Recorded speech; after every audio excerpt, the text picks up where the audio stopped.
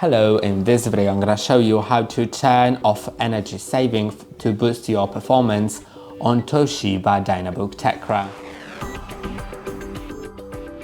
To do it, go to the settings. In the settings, you can just go to the system.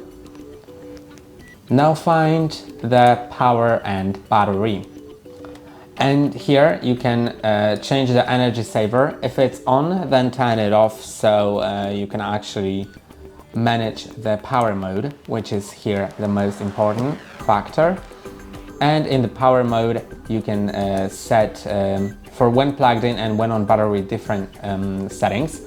And the best performance will actually make your battery last a bit less, but it will make it just have better performance, so you can set it to best performance. And remember that even if the plug-in and battery are both set to best performance, then you're still gonna get the better performance when you are plugged in, because it just supplies more power to your components. And that's all for today. Don't forget to like and subscribe. See you next time.